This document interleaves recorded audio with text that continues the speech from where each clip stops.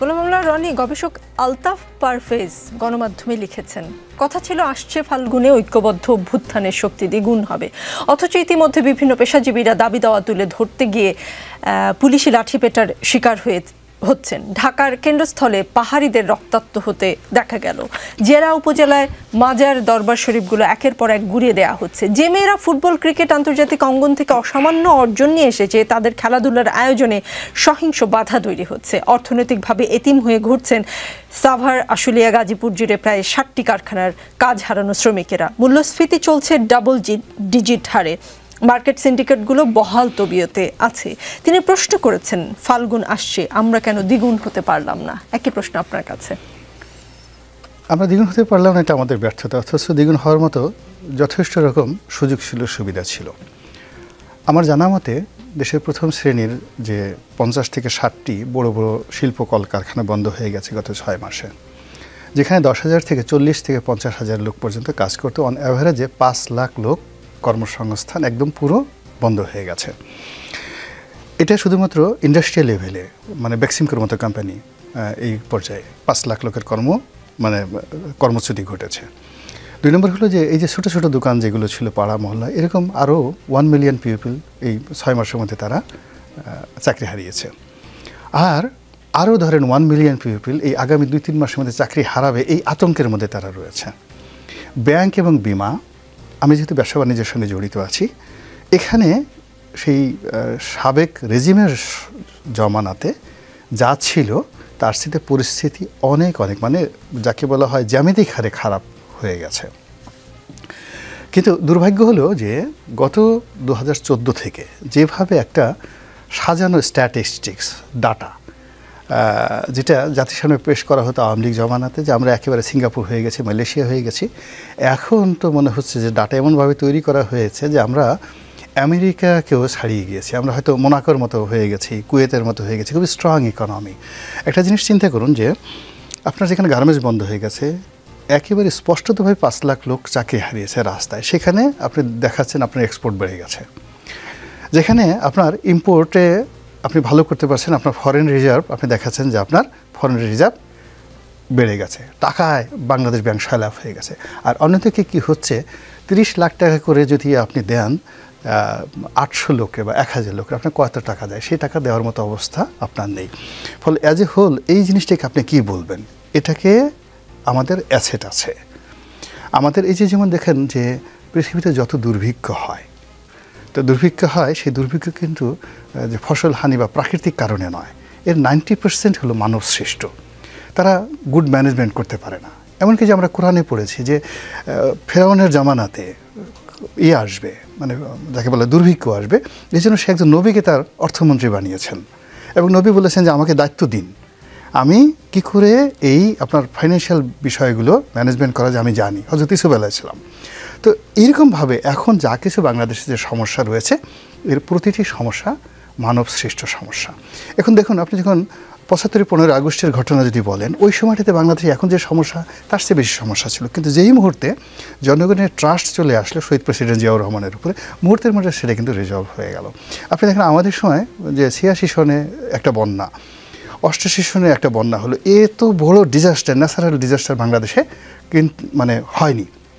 কিন্তু মানুষের একটা বিশ্বাস ছিল ওই সময় এরশাদ সাহেবের প্রতি, যে তিনি করতে পারবেন। তিনি পাগলের মতো সেই যে বড় বড় গামবুট পরে সারা বাংলাদেশে ঘুরে বেড়িয়েছেন। আমার ওই যে আপনি যখন লাল কার্পেটের কথা বলছিলেন, তখন আমার কাছে মনে হচ্ছিল যে বাংলাদেশে পলিটিক্সে বসে যদি কেউ নাটক করে থাকে, এরকম এরশাদ সাহেবের মতো এত সফল নাটক কেউ করতে পারেননি।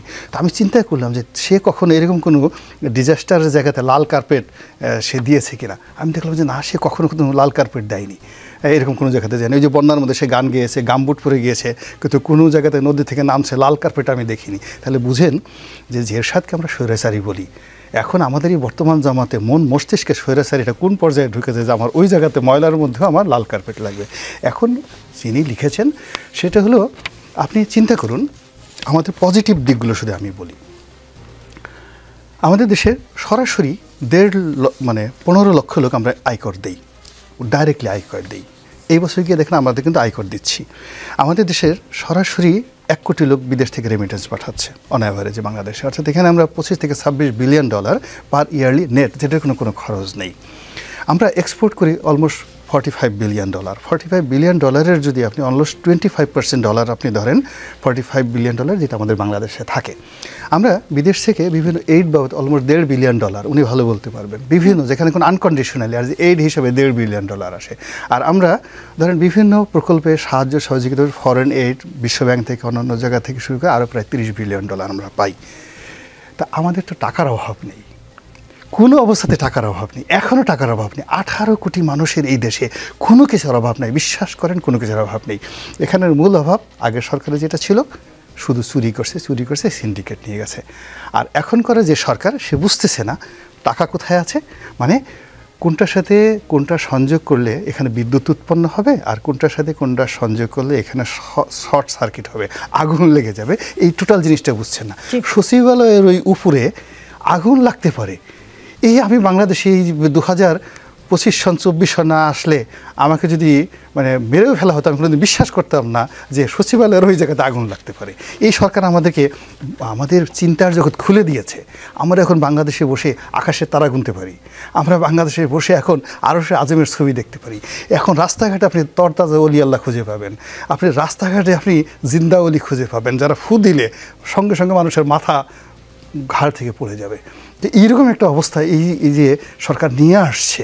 আপনি এই যে আপনি মাজার ভাঙার কথা বললেন, অমুকের ভাঙার কথা বললেন, জিনিসটা আপনি কি চিন্তা করতে পারছেন যে এই জলজ্যান্ত তাজা অলিরা বুঝতে পারছে যে এটা হলো হযরত ঘোড়া সার মাজার, এখানে কোনো মানুষ নাই, ওই কবরের মধ্যে ঘোড়া আছে, এই জন্য ওখানে অন্যায় হচ্ছে, জুলুম হচ্ছে।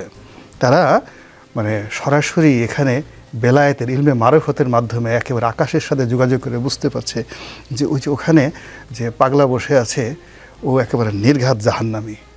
হ্যাঁ, একেবারে আল্লাহর সাথে ডাইরেক্ট যোগাযোগ, আল্লাহ তাকে বলে দিয়েছে যে আমার ওই বান্দাকে আমি জাহান্নামে নেব। তো আমি যেহেতু তো জাহান্নামে নেব, তো দুনিয়াতে তোদের কষ্ট দিছে কেন, আমার খলিফা হিসেবে কল্যাণ দাও ঠিক করে। এবং সেই ঘটনাই তারা এখানে করছে। আর এই জিনিসগুলোকে নিয়ন্ত্রণ করার জন্য, বোঝার জন্য যে ইলম দরকার, যে হিকমত দরকার, যে সাকসিয়াত দরকার, এই জিনিসগুলো এখন যারা চালাচ্ছেন তাদের যদি সেটা থাকতো, বিশ্বাস করেন যে সুযোগ আমরা পেয়েছি। যদি আগস্ট মাসের 15 তারিখে যদি ডক্টর মোহাম্মদ ইউনূস বলতেন যে আমার এক সাগর চোখের পানি দরকার, আপনারা সবাই আমার জন্য কাঁদেন, 18 কোটি মানুষের বিরাট অংশ তার জন্য কান্না করতে এবং শিশি ভরে ভরে তার জন্য যে চোখের অশ্রু পাঠিয়ে দিত। উনি যদি বলতেন আমার রক্ত লাগবে, 1 লিটার করে এই 18 কোটি মানুষ রক্ত দিবে, রক্তের গঙ্গা আমরা বয়ে দিতে পারতাম। এ ভালোবাসা, এ শ্রদ্ধা। এখন কি বলবো, মানে তার নাম শোনার সঙ্গে সঙ্গে মানুষের মুখ যেভাবে বাঁকা হয়, মানুষ যেভাবে দীর্ঘশ্বাস ছাড়ে, এবং মানুষ যেভাবে নিজেকে প্রশ্ন করে এ কি হলো, এ কেমন হলো।